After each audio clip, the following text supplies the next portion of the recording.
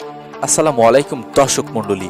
গুপ্তধন নিয়ে যেমন প্রাচীনকালের মানুষের মধ্যে ব্যাপক আগ্রহ কাজ করত, সেই আগ্রহ বর্তমান সময়ে এসেও সামান্য কমেনি।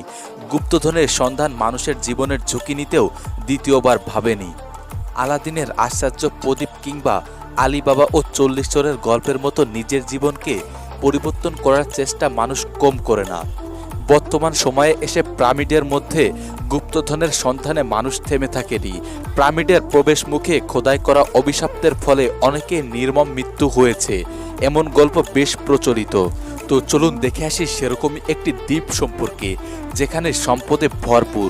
তো স্বাগতম রহস্যময়ী 100-এর একটি ভয়ঙ্কর এপিসোডে। স্থানটি কানাডার ওক দ্বীপ, যা ৫৫,২৮৪ বর্গমিটারের এলাকা জুড়ে বিস্তৃত। গুপ্তধন অনুসন্ধানকারীদের কাছে খুবই পরিচিত। এই দ্বীপে এসে প্রাণ হারিয়েছে অনেক মানুষই। দ্বীপটির মাঝামাঝি অবস্থানে আছে একটি বিশাল গর্ত। এই গর্তে মানিপিট নামে পরিচিত।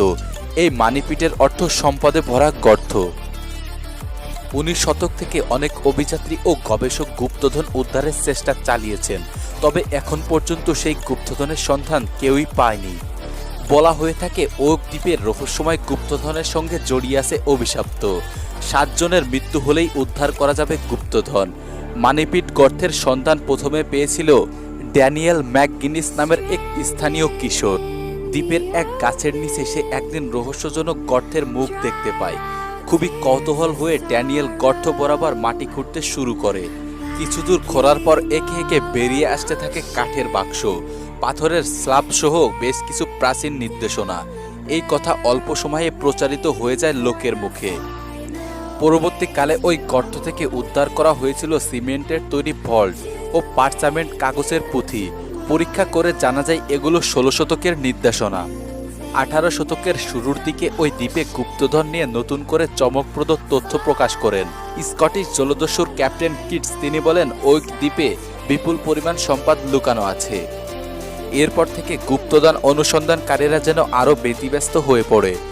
কখনো ব্যক্তিগতভাবে, আবার কখনো অনেক সংস্থায় গুপ্তধন খুঁজেছে। তবে যতবার গর্ত খোঁড়া হয়েছে ততবারে সমুদ্রের নোনা জলের পানি পরিপূর্ণ হয়ে গেছে গর্তটি। অনেকের ধারণা গর্তটি ইচ্ছা করেই খুঁড়ে সমুদ্রের সঙ্গে সংযোগ ঘটানো হয়েছে, যাতে করে কেউ গুপ্তধন পর্যন্ত পৌঁছাতে না পারে। তবে আশ্চর্যজনক ওই গর্ত নিয়ে বিজ্ঞানীরা জানিয়েছেন এটি আসলে গুপ্তধনের কোনো গর্ত নয়, এটি একটি প্রাকৃতিক সিঙ্কহোল। তাই এখানে গুপ্তধন থাকার কোনো সম্ভাবনাই নেই। কিন্তু এই কথা গুপ্তধন বিশ্বাসী মানুষেরা মানতে নারাজ। তারা বিশ্বাস করেন এখানে অনেক সম্পদ লুকানো আছে এবং একদিন না একদিন তারা এটি খুঁজে পাবে। হ্যালো বন্ধুরা, এটি রহস্যময়ী 100 ইউটিউব চ্যানেল। এখানে বিশ্বের আনকমন, ইন্টারেস্টিং ও রহস্যময়ী ঘটনা তুলে ধরা হয়, যা আপনি আগে কখনো কোথাও দেখেননি।